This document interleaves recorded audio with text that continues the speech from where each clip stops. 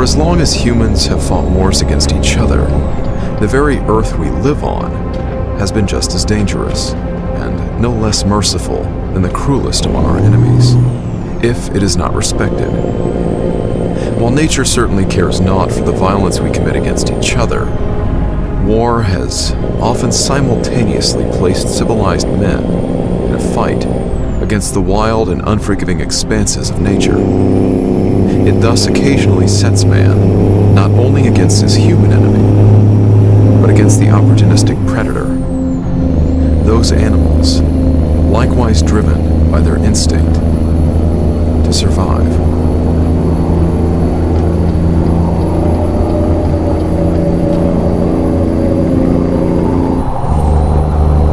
This is part one of the story of man against wolf.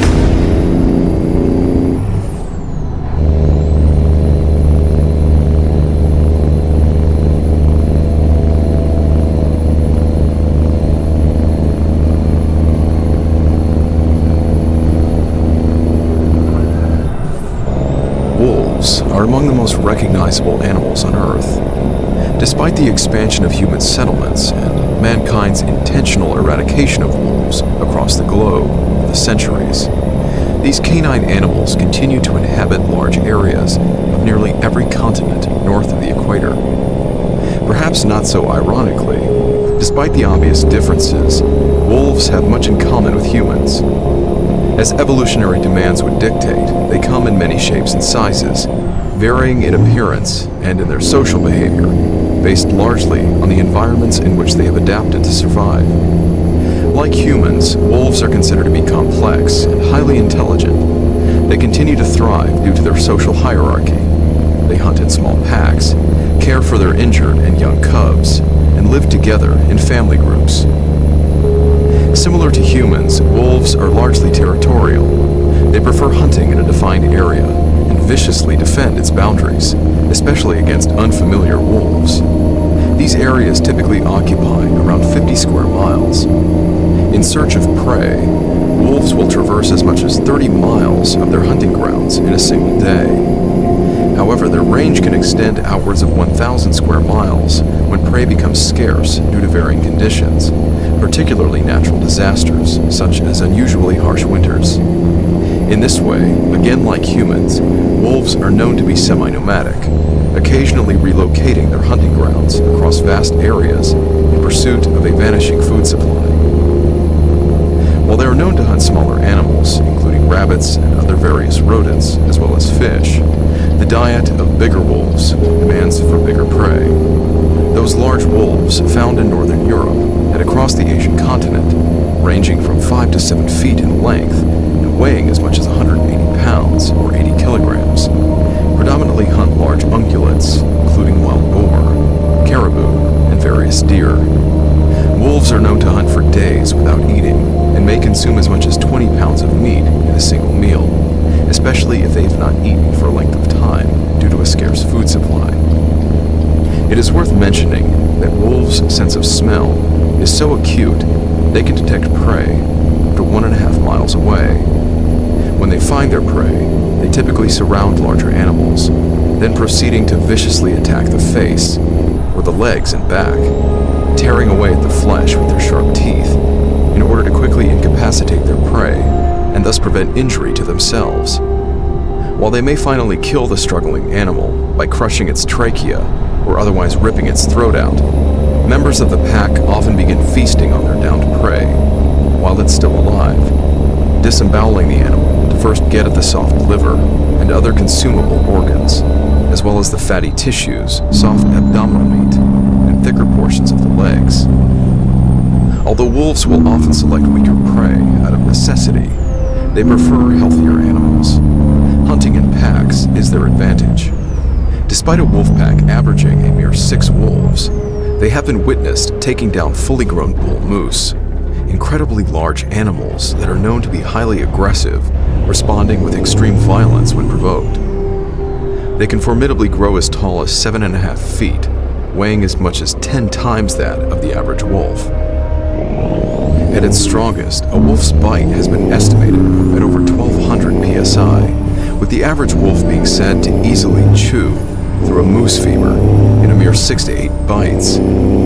Putting that into perspective, crushing a human skull requires just over 500 psi. As wolves are carnivorous animals, those regions plentiful with food thus inhabit the largest among wolf species. Unfortunately, for some, among the human inhabitants of Europe, Russia, and the Asian continent, as well as those men sent to fight international wars in those regions, some of the most formidable species of wolves inhabit these areas, being highly adapted for survival in even the coldest and most inhospitable of climates. Despite humans being an irregular food source, desperate times inexorably call for desperate measures. The story of wolves and mankind predates recorded history, with scientists still debating such questions as the origin of domesticated dogs, potentially as far back as 40,000 years ago. However, what is less under speculation is whether humans were always at the top of the food chain, with the question remaining debatable even today. When either natural disasters such as harsh weather or earthquakes, or man-made disasters such as war, impact the availability of their usual prey, wolves often resort to straying into human territory, first attacking any available livestock. When the sheep, cattle, and horses have been expended, even recent history will demonstrate that their next target may very likely be humans. The killing and consumption of humans by wolves most certainly predates ancient history, if not simply indicated by the many enduring folktales involving dangerous wolves, or even mythological werewolves. It is otherwise made obvious by the fact that in various regions of the world, wolves continue to present a potential threat to present-day humans. Nowhere is this modern occurrence of wolf attacks more prevalent than in Russia. The most recent occurred in early January of 2021, when an unarmed Russian farmer suffered various injuries while stopping a wolf from attacking his horse and cattle, after it had already killed his 2 dogs. Fighting the animal barehanded, he strangled it to death. Other villagers in this area of Novotroitsky say that such wolf attacks on dogs and farm animals are becoming far more common after the destruction of forests in the region. However, less frequent attacks on Russian citizens in recent years have still occurred in widespread locations around the vast country. Unlike North America, in Russia, wolves have evidently remained a recurring threat to human life over the centuries. The unnamed farmer may very well consider himself lucky for having survived his deadly wolf encounter. In his 2007 publication, Wolves in Russia, Anxiety Through the Ages, a compilation of 50 years of combined research on Russian wolves, author Will N. Graves asserts that a healthy, athletic man may fend off an attack by one wolf, but he will always lose to a pack, unless he is well armed. One reason why we have not had as many wolf attacks on people in North America is that the populace is armed. That we have not heard more about indigenous wolves since the fall of Tsarist Russia, Graves says, is a function of the communist government suppressing such information. If people knew how really dangerous wolves were, the people would demand to be well armed, but an armed populace could lead to revolution. Graves goes on to say that decreasing wolf attacks over the centuries are likewise attributed to the deliberate hunting and killing of wolves to control their populations, especially in those regions of North America, Europe, and Asia, where wolf attacks were once considered common. However, when these areas are left undefended for several years, such as when most of their men are sent away to fight in a war, wolf populations left unchecked can rapidly increase. When a number of such natural and man-made factors randomly coincide, and an increasing wolf population occurs along with a disastrous decline in their food supply, wolves become desperate. Due to their territorial nature, intense rivalry can occur between wolf packs under most normal conditions. They do not tolerate each other, the exception being times of dire necessity. Starving wolves will occasionally break these instinctive tendencies. Small packs of these previously rival animals will uncharacteristically combine into what is known as a super pack, potentially escalating into a pack of hundreds of these now ravenous predators. While notably rare due to the unusual combination of various disasters, when these starving animals happen upon a large amount of unexpectedly accessible prey, including humans, they have been known to indiscriminately slaughter every living thing that they can, even leaving much of the unconsumed and mutilated carcasses behind. In his research, Will Graves refers to this erratic wolf behavior as surplus killing. In the 2003 publication simply titled Wolves, contributing author Dr. L. David Meck states that it is rare for wolves to kill wild prey in surplus. All cases of surplus killing of wild prey reported for wolves have occurred during a few weeks in late winter or spring when snow was unusually deep. This appears accurate, as throughout recorded history, abnormally massive or otherwise aggressive wolf packs appear to have occurred during abnormally harsh winters, with these events since becoming fabled by mankind. Due to their usual supply of prey vanishing, either due to the animals fleeing the area or dying, these events may culminate with wolf attacks on humans. While present-day humans around the world may find themselves better equipped to prevent such animal predations, as emphasized by Will Graves, historical records would reveal that the same cannot be said for many unfortunate citizens of 15th century France. With Europe's extensively recorded and published history of wolf attacks, possibly outstripping that of other modern nations, Professor Jean-Marc Moisseau indicates in his research that France has long held the record for the largest number of fatal wolf attacks occurring during the 400-year period between the late 15th and 19th centuries. Indeed, Professor Morisseau suggests this appears validated by the late 17th century French publication of Charles Perrault's Mother Goose Tales, as hundreds of Little Red Riding Hoods and Little Thumbelings were attacked by wolves every year. As much as modern wolves may teach their cubs to avoid humans, humans have long found ways to warn their children to avoid wolves. A possible inspiration for such French fairy tales is the purportedly true 15th century story of the legendary Colteau, a massive man-eating wolf, which apparently, whether entirely true or not, remains a prominent footnote in the history of French wolf attacks.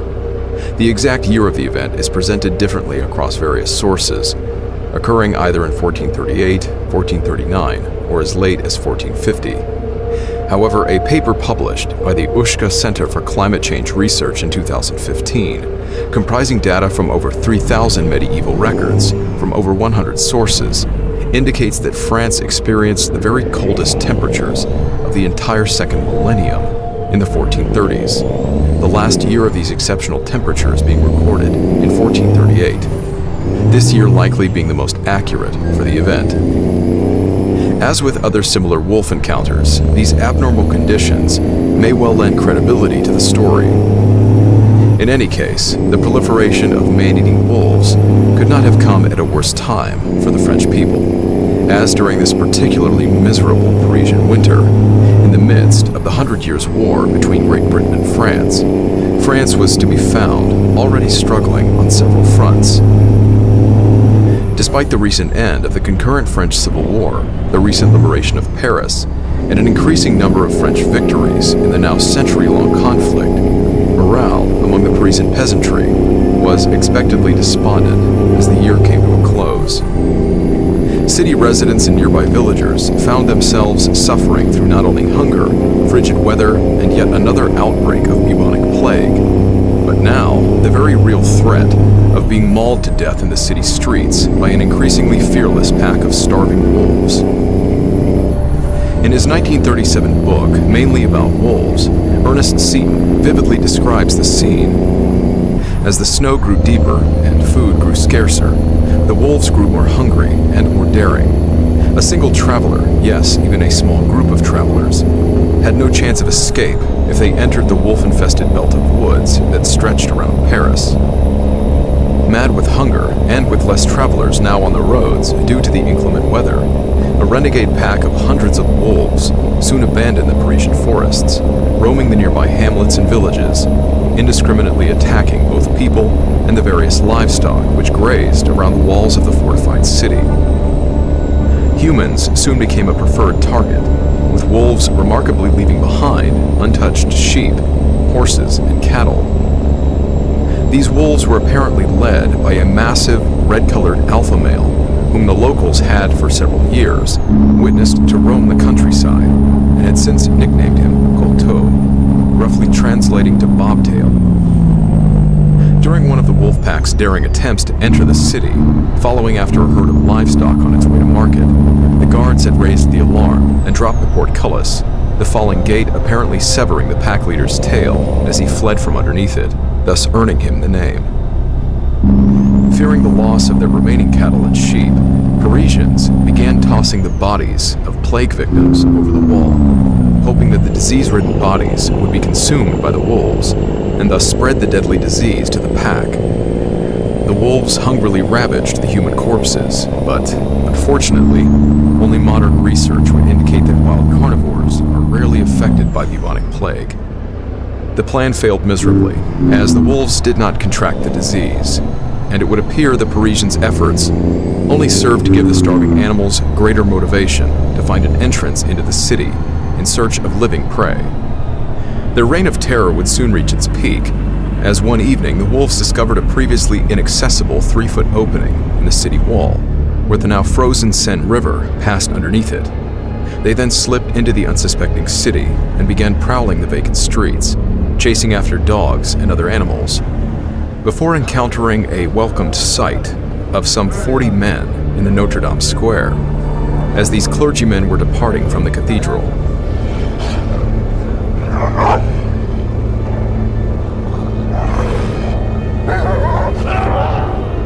A horrific scene ensued. The sounds of men's screams filled the night air, as they became increasingly outnumbered and swarmed by the relentless predators. Within 20 minutes, not a single one of the defenseless men remained alive. It is presumed that the witnesses to this event dared not enter into the bloody fray to offer assistance, as they themselves would quickly become victims. Having gorged themselves on human flesh, the wolves departed the city within an hour, before a significant number of residents could assemble to do anything to stop them. According to Ernest Seton, not a single wolf was slain. Understandably, the wolves' ability to enter the guarded city and commit such an atrocity resulted in widespread fear and mass hysteria. The captain of the city guard, a man named Beausoleil, thus requested that the king permit him to lay a baited trap for the wolves, while residents sheltered indoors. The gate over the river was to be raised several feet over the ice to permit the wolves' entry. The street entrances to the square of Notre Dame were to be barricaded, with a single entrance to remain, but with the construction of a gate that could be quickly lowered from a high window, thus trapping the incautious wolves inside the square. The captain ordered that no man or beast was to leave the city for the next fortnight, no garbage to be cast over the wall, thus robbing the wolves of any potential food. All garbage was to be instead scattered around the square, with any livestock that was to be slaughtered for food to be slaughtered in the square, so as to drench the ground in the scent of as much blood as possible. The unused entrails of the animals were then to be dragged from the raised gate over the river, down the frozen ice, and all the way back to the cathedral. The intestines then left in the square as additional bait.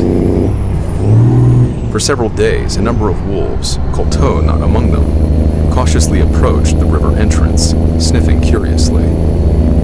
The effort to lure the intelligent beasts with spare beef and garbage appeared futile, until, after 10 days, when the captain resigned to order the slaughtering of an additional number of 20 healthy cattle in front of the Notre Dame Cathedral. Likely now desperate, in broad daylight, hundreds of wolves, led by their crimson alpha and their keen sense of smell, finally entered the city to begin their feast. Beausoleil himself lowered the gate behind them. Now entrapped in the square, with citizens of the city crowding around windows, walls, and nearby roofs to watch the spectacle, the men of the city began laying siege to the wolf pack with arrows. Many wolves were dead within the hour, with many more of the quick wolves either avoiding the arrows or ripping them out, failing to fall from a single wound. With archers continuing to sling their arrows into the mass of hundreds of swarming beasts, the great Couteau had found refuge in the center of the square, protected by a large fountain, still accompanied by dozens of surviving wolves. Offering his salute to the king, Beausoleil, accompanied by a group of skilled fighters, descended a ladder into the square, as the gate was raised to allow dozens of wolfhounds to be sent into the fray to finish off the remaining wolves. Then came a scene that all the world would thrill to see, Seton writes. The king wolf rose, gave one great gathering howl, the war cry of his race, and at the dogs they went. The battle lasted half an hour, and every dog went down. Great Couteau slew a dozen in that fray, and not a wolf was slain, but few were hurt. Beausoleil and his men then attacked with their long spears, killing a number of wolves, but sacrificing several men in the effort, with many being savagely bitten. Fleeing from their sharp spears, the pack leader and his remaining wolves dashed for the doorway of the church, taking refuge in the stone archway. With Beausoleil and his men forming a fresh attack to end these remaining wolves, the last to remain standing was the pack leader himself. Seton concludes the epic battle, writing, Then Beausoleil, a valiant man, a lover of an even fight, cried out, Hold back, since only he is left and challenged me, we'll settle this in a single fight. And charged with his lance, as knight against knight. The great wolf reared and sprang to meet him. The lance went through his chest, but he sprang with all his force, slid up the lance, and the man went down. And Couteau, with his fearful slashing fangs, cut through the leather jerkin, ripped the throat strap of his helm, and tore his throat out as he lay. Down, down they fell in grips. Their red lives gushed, the great grim wolf, and the brave strong man. They lay in death, together.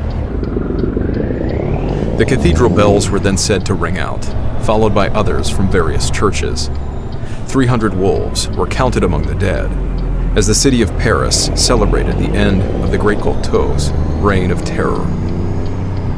While these last series of events appear likely embellished, due to the seemingly convenient survival of Couteau as the last wolf standing, not to mention the glorified simultaneous death of both the great wolf and Captain Beausoleil, there does appear to be some terrible amount of truth in the overall story.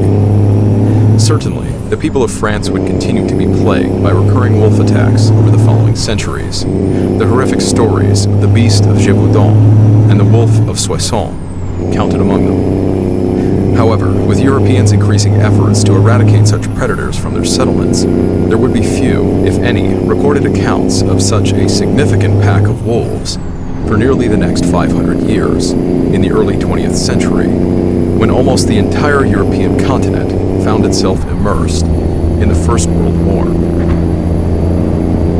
In early 1917, amidst bitter cold temperatures along the lines of the war's Eastern Front, morale among Russian and German soldiers was as abysmal as the weather, as they miserably fought each other in and out of foxholes, the ground often being too frozen to dig trenches.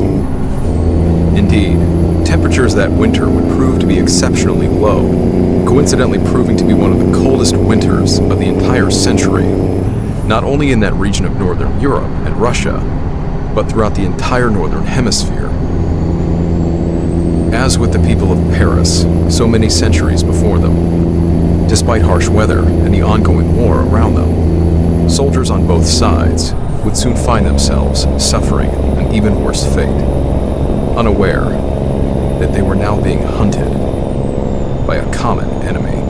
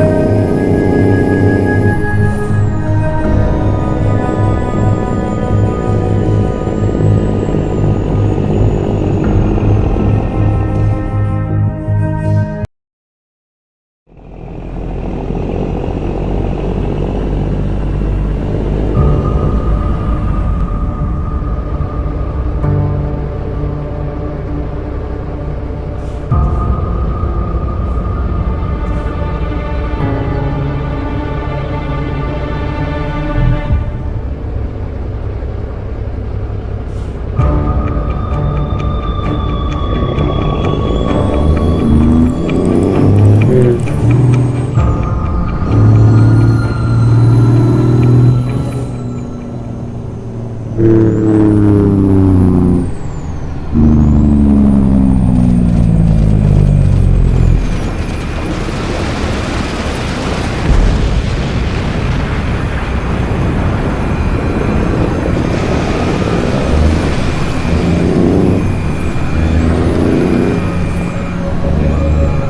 early February of 1917, international headlines caused unrest as they announced the return of Germany's campaign of unrestricted submarine warfare. These actions leading to the severing of Germany's diplomatic ties with the United States, a significant turning point in what was then known as the Great War.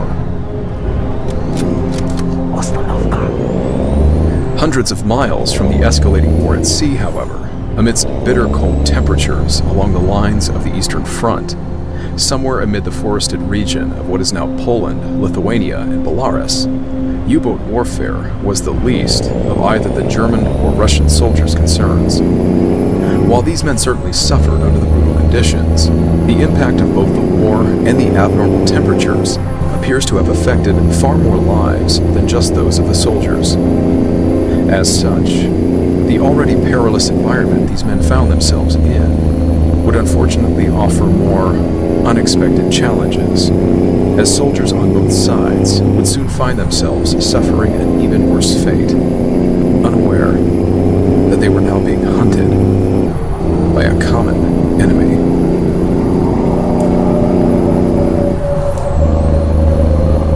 This is part 2 of the story of Man Against Wolf.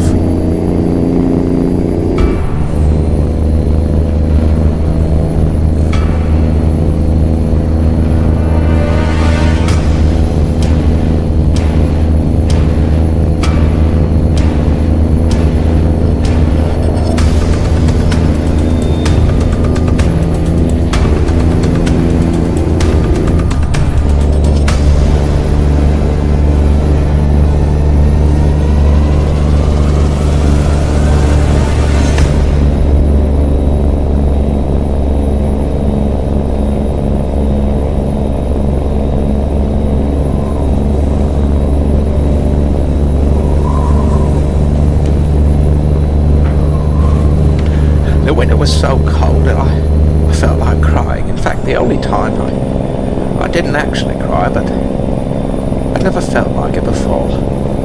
Not even under shell fire. Reinforcements and so on. And then we came back into the line again at the same place, just above Beaucourt.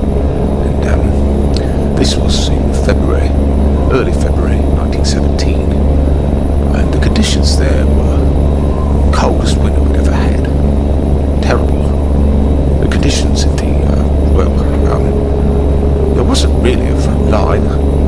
It wasn't a continuous trench, but these little holes that we had. You just couldn't dig anymore. It was all hard as bricks. By the winter of 1916 to 1917, the Eastern Front stretched for more than 1,000 miles from the Baltic Sea in the north to the Black Sea in the south. Despite its monumental scale, the Eastern Front was widely considered to be less vital compared to the fighting taking place on the Western Front, where the war was to eventually be won by men like those British soldiers on the battlefields along the border of France and the German Empire.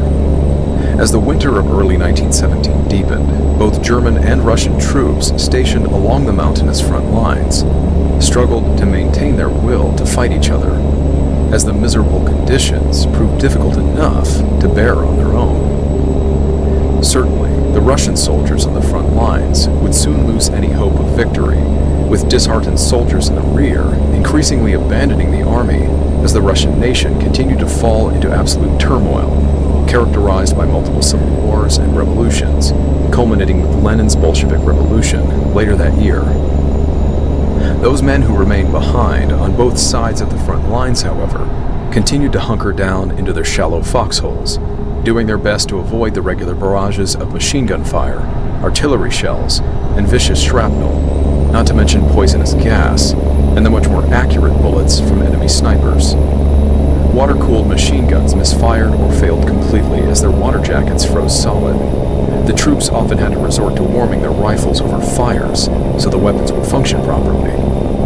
Compasses malfunctioned, causing units, some as large as regiments, to march blindly in circles in the dense woods during blizzards. Food and supply shortages had plagued the entire region and much of Europe.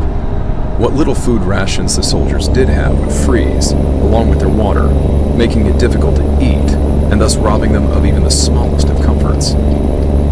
Chewing the ice to stay hydrated only added to their collective misery.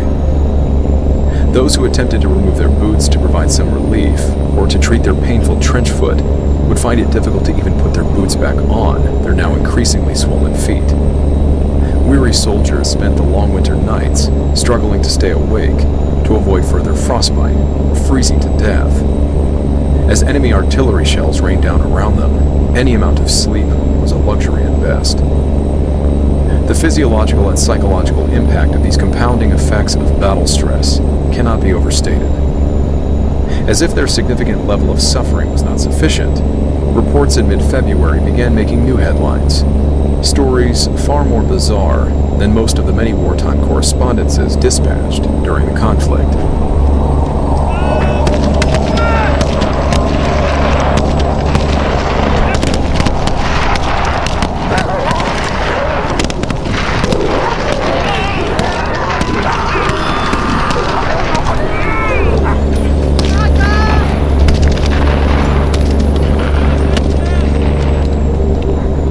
American newspapers surprised their readers by relaying reports of wolves attacking and consuming Russian and German soldiers along the front lines. These reports were cited by American papers as originating from Russian officials in Petrograd, now present-day St. Petersburg. Many of the stories indicate these attacks occurred in the forested region near the cities of present-day Vilnius and Minsk, along the borders of what is now Poland, Lithuania, and Belarus, respectively. It would seem that a starving wolf population had run out of options. With nothing left to hunt, humans became their next target. Although there is little information aside from what is presented in the various news articles to describe the horrors that these men experienced with regard to the wolf attacks, there appear to be at least several depictions of the incident which summarize a series of repeated wolf attacks rather than a single event. The leading report indicates that during a hot engagement, possibly as German forces advanced with the intent of pushing the Russians back or overrunning their current position, a large pack of wolves fearlessly dashed out amidst the battle and began devouring the wounded men, some of whom were likely still alive. The articles depicting this event go on to say that, possibly being surprised by the wolves' sudden appearance, both the Russians and Germans immediately ceased firing at each other and turned their rifles and grenades on the massive wolf pack, with Russians and Germans honorably protecting the wounded men on both sides. Once they had killed about 50 of the wolves, the remaining wolves scattered. Now left to awkwardly resume their own battle, it seems that, as similar stories of such truces would indicate, both the Russians and Germans quietly chose to instead recover their wounded and return peacefully to their foxholes to fight another day. Further news articles seem to indicate that the desperate wolves, though their numbers were depleted, soon returned in full force and began attacking various units, whether during skirmishes or ambushing the men while they took refuge in their foxholes and trenches. These accounts indicate that the increasingly voracious wolves, no doubt starved and driven mad with hunger, became such a problem that Germans and Russians began making efforts to venture out and kill the wolves with small hunting parties on their side of the front line, or otherwise attempting to poison the animals. When this failed to drive off the ravenous wolves, the men reportedly had no other choice but to open negotiations with their enemy, possibly sending messengers back and forth between positions to coordinate a ceasefire in those areas affected by the wolf attacks. Once an agreement was met, the men were then free to venture away from their cold entrenchments without fear of enemy sniper fire or artillery, focusing their efforts entirely on hunting down the wolves before the wolves could do the same to them. Whether the Germans and Russians inevitably joined their hunting parties together is not improbable, but otherwise left to speculation. The reports indicate that their hunting efforts would account for hundreds of dead wolves before the ceasefire ended, and the men resumed their dismal war with each other. Considering the limited information for these accounts depends heavily on only a handful of American newspaper articles published from February through late July of 1917, there is a lingering question that is left to be asked. Is this story true? While the answer may be left entirely to our own speculation, it appears that at least a couple contemporary skeptics have made efforts to debunk the story. As far as contemporary skeptics go, their leading justification seems to be their inability to find correlating Russian records of a wolf truce in various sources. It should be noted that these skeptics do not list the extent of those sources, which conversely begs the question, how much research was done before coming to their conclusion, which dismisses the numerous newspaper reports as false. There was no other justification or expertise provided for their deductive reasoning. Contrary to the skepticism, the idea of wolves attacking soldiers during a large-scale war, and during one of the harshest winters in a century, appears not only true, but highly probable due to those very circumstances. An understanding of human history living among wolves, and certainly a comparative analysis of historical wolf attacks on humans, particularly accounts which involve a large number of wolves hunting in close proximity, thus violating their usual territorial nature, seems to be the best way to validate much of the story's bizarreness. While wolves may not possess the intellect to declare war on humans, and seemingly they do not possess the emotional capacity for contempt, over the centuries it appears that mankind has nonetheless declared war on wolves, both out of a means of self-defense and when competing for various resources. If these stories seem outlandish, it may be due to our contemporary perception of the world, living in the 21st century. So saying, lest we forget the history of human existence, despite our intellectual advantages, mankind has no less faced a constant struggle to survive against the many unforgiving forces of nature. During these past millennia, our aggregation into well-protected communities and the accoutrements of modern civilization have seemingly robbed us of the many survival skills and sharpened instincts we once needed to remain alive. Indeed, for some time now it has seemed that we are far more likely to be murdered by a fellow human rather than a predatory animal, this threat of an early and violent death being far more certain for those of our soldiers engaged in war. While modern comforts may protect us from the once inescapable forces of nature, and while we may have largely remained the apex species in most environments over time, on occasion, humans have unexpectedly found themselves on the receiving end of animal predation by becoming a hunted rather than a hunter. Men fighting in wars, who thus find themselves far from home, in unfamiliar and often unforgiving environments, stranded on the open ocean, or in the vast wilderness of foreign landscapes, appear to be no exception. Quite the opposite, it would seem. In any case, as we expect soldiers to be routinely exposed to dangerous conditions, uncommon stories of predatory animals attacking them understandably provokes a great amount of intrigue, such as the reported tiger attacks during the Vietnam War, as well as those shark and crocodile encounters reported during World War II. According to R.P. Stolarza, in his paper titled Wolves, Humans and the Democratization of Poland, wolves and humans have competed for resources and for the position of top predator, at least since humans became efficient enough hunters to stop being mistaken for easy prey themselves. In Europe, the winner of this competition was not clear until the 19th century, when industrialization, the agrarian revolution, and the resulting population boom allowed humans to tip the scale in their favor. If not for humans, wolves would likely remain a top predator throughout much of the northern hemisphere, due not only to their high intelligence, but their social behavior. However, the predation of humans by wolves has become a highly rare occurrence in recent years, certainly in the more developed regions of the world. One of the most obvious reasons is that we have long learned to trust our instincts and avoid placing ourselves into dangerous environments. In addition, following Stolarza's train of thought, Hunting wild game has largely become a recreational activity for humans, rather than a necessity. Instead of foraging and tracking down prey, we now hunt for rations in the far safer environment of our local grocers. We certainly avoid swimming in shark-infested waters when we can help it, and we scarcely venture out into unfamiliar stretches of wilderness alone, or without adequate protection. But there have always been those among us, including our soldiers, who are not so privileged as to always have that choice, and so invariably they find themselves thrust into increasingly perilous environments. It could be said that more recent stories of wolves attacking humans, and certainly soldiers, are therefore the result of an unfortunate culmination of otherwise abnormal circumstances. The wolves are starved, suffering from rabies, or otherwise provoked by incautious individuals.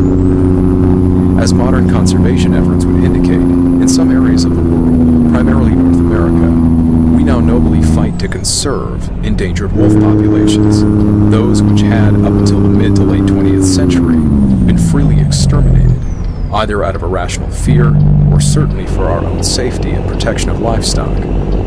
While many of us may have the luxury of ascending Maslow's hierarchy, with our needs for survival and safety met through our access to modern conveniences, our view of the world is not universally shared by those humans living in harsher, less developed regions over the centuries, and certainly even today. It should thus be stated here that despite our modern appreciation of these beautiful animals, the hunting of wolves is still legal in many regions of Europe, Russia, and across Asia. As with North America, the modern-day justifications for the hunting of wolves, and more specifically the culling of wolf populations, remains a controversial issue, as humans seek to protect themselves and their vital livestock, while living in relative harmony with both local wolf populations and the greater environment. However, despite our more contemporary sense of compassion for wolves, those humans living in wolf-inhabited regions across the Eurasian continent over the last several centuries clearly held far less favorable opinions towards these predators, and for good reason. Wolf attacks on humans were not always uncommon. International headlines in 2017 reported that a number of wolves had been spotted in the forests surrounding the city of Paris. This news might seem unexceptional, if not for the fact that wolves had apparently been eliminated from the country of France in the 1930s, completely wiped out of existence by farmers and hunters. Europe's recorded history indicates that wolves had long been a thriving species on the continent, and for those unfortunate European citizens who found themselves in the wrong place at the wrong time, Eurasian wolves had, under various conditions, occasionally considered humans to be a convenient source of food. European history recounts thousands of predatory, rabid, and otherwise unprovoked wolf attacks on humans, from the more mundane stories of individual attacks to the now fabled accounts of man-eating wolves who killed so many humans, either alone or as leaders of their packs, that they were given memorable titles: the Great Corteau and the Wolves of Paris in the 1430s, the Wolf of Ansbach in 1685, the Wolf of Soissons and the Beast of Gévaudan in the 1760s, the Wolf of Gissinge in the 1820s, and the Wolves of Turku in the 1880s. As the European continent plunged into the First World War, wolves were no less notorious during the conflict.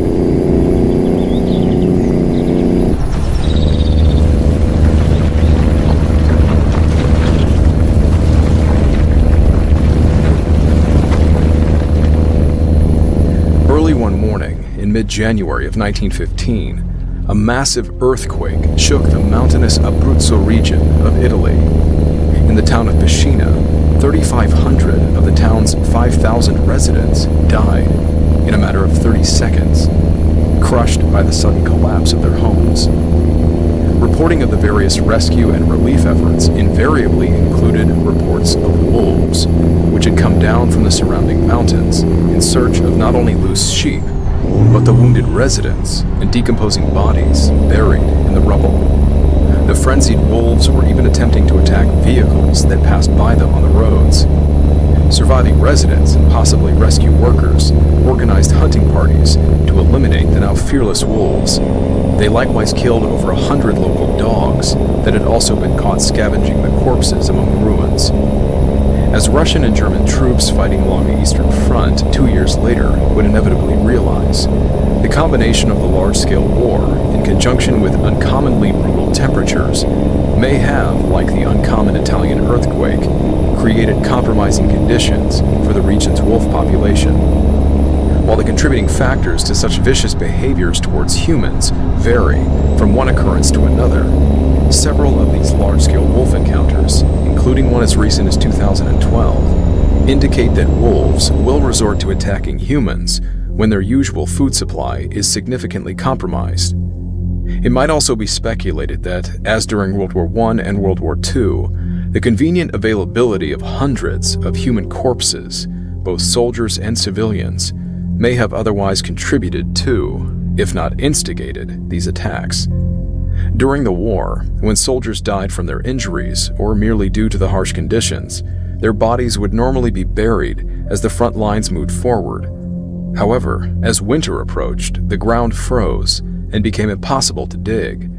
The bodies remained exposed, littered across the various battlefields of the region. As species of wolves inhabiting these regions of Europe and Russia are notably larger than most, their diet demands for a larger consumption of meat. They are known to consume as much as 6 to 7 pounds per day. The war undoubtedly caused a great amount of disruption to the local environment, scattering the wolves' usual game and leaving them desperate to satisfy their large appetite by scavenging the human corpses. Without those corpses, humans would have otherwise remained an infrequent source of prey.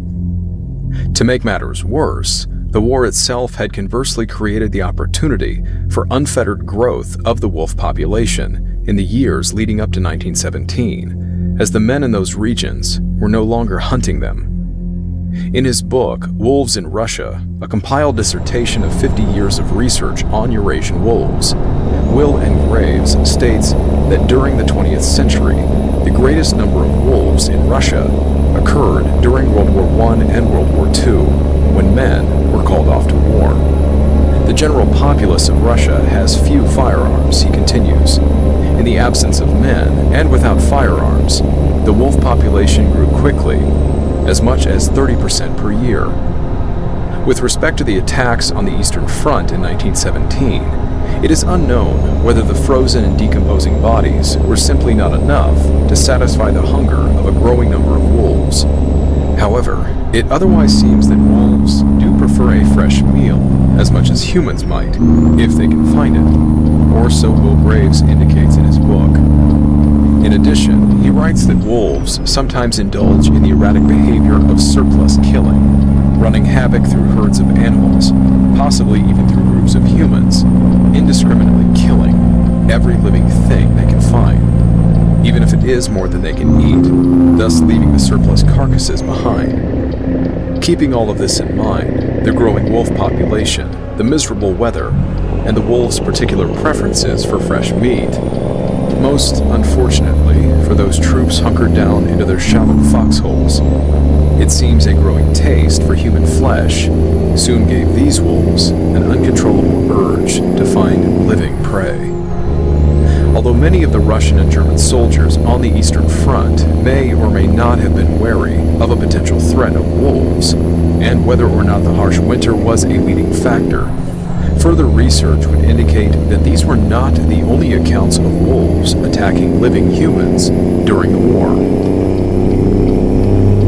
As illustrated by a published French lithograph printed in Paris in October of 1914, attacks on soldiers had been documented as early as the first few months of the war.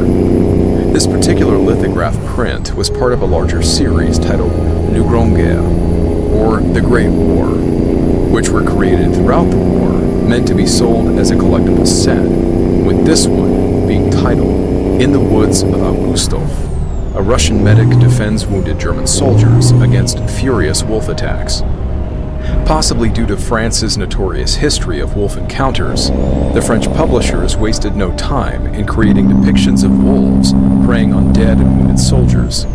This depiction was created from the testimony of an unknown German soldier who was wounded during the Battle of Augustov health in Russia, he recounted the following story of an enemy soldier's act of humanity in saving him. Während des Kampfes kreiste ein Kugelwolf. During the combat, a pack of wolves circled the battlefield continuously, dashing to the dead and wounded, devouring them. Irgendwann hörten wir Schüsse. At one point we heard gunshots. It was a Russian medic. He fired constantly on a pack of wolves that was attacking one of our comrades. Viele von uns wurden so vor einem schrecklichen Tod gerettet. Many of us were thus saved from a terrible death.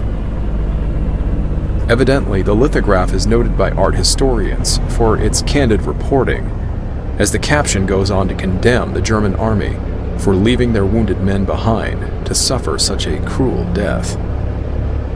While France and other European nations progressively eliminated their regional wolf populations through the early 20th century, whether modern environmentalists would find it was wholly unnecessary or not, the same does not appear to be true for the far more vast country of Russia. Unfortunately for the citizens of the bucolic districts surrounding the city of Kirov, a number of man-eating wolf attacks would take place during World War II, and over several years following the end of the conflict, from 1944 until 1953.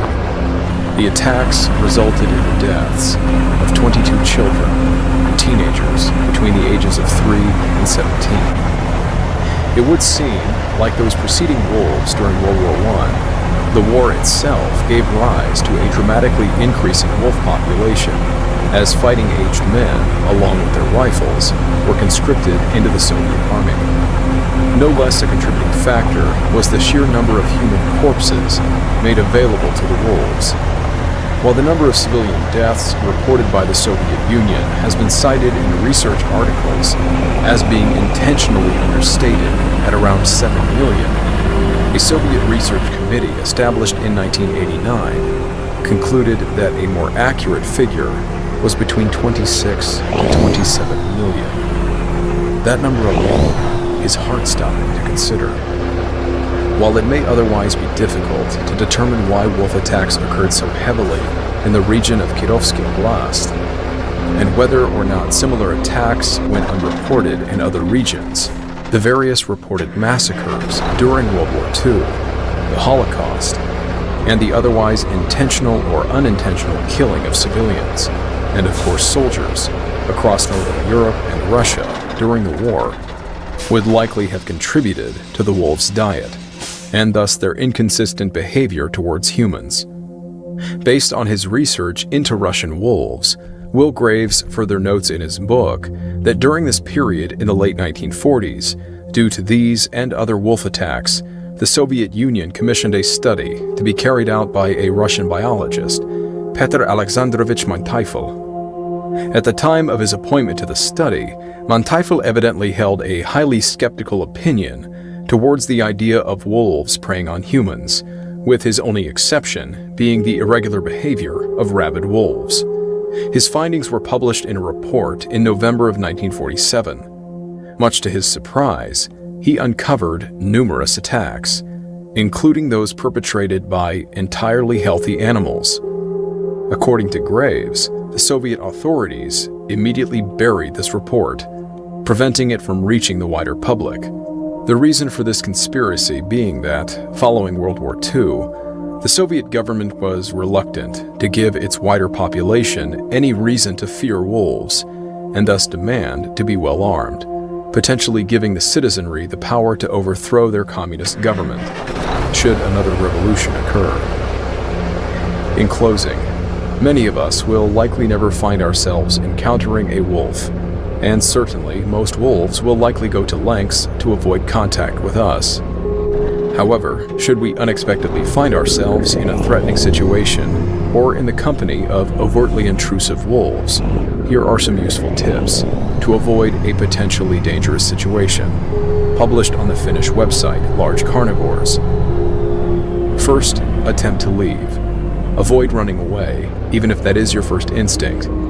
If you have no way out of the situation, climb on top of some high object, such as a rock, or, if you are close to a populated area, on top of a building. You could also climb into a tree. If the wolf continues to behave in a threatening manner, and you cannot leave this situation, avoid direct contact with the wolf and try to remain as calm and fearless as possible. You should always try to leave the situation any way you can, or get the wolf to leave you alone. If the wolf attacks or bites you, shout loudly. Try to make yourself look as big as possible and wave your hands in a threatening manner. Do not give up. You must either scare or fight the wolf off so that it will abandon the attack. When a wolf faces fierce resistance, it will retreat. Of course, this only applies to healthy wolves. Wolves with rabies will probably just keep attacking. If you come across a wolf that is acting aggressively, notify emergency services immediately. If the wolf acts in a non-threatening manner, report your sighting to the local Wildlife Management Association. As the creator of Wartime Stories, I would just like to thank you for listening, for subscribing, and for your continued support of this channel. I hope you enjoyed this story. Stick around after the credits for a sneak peek of the upcoming episode.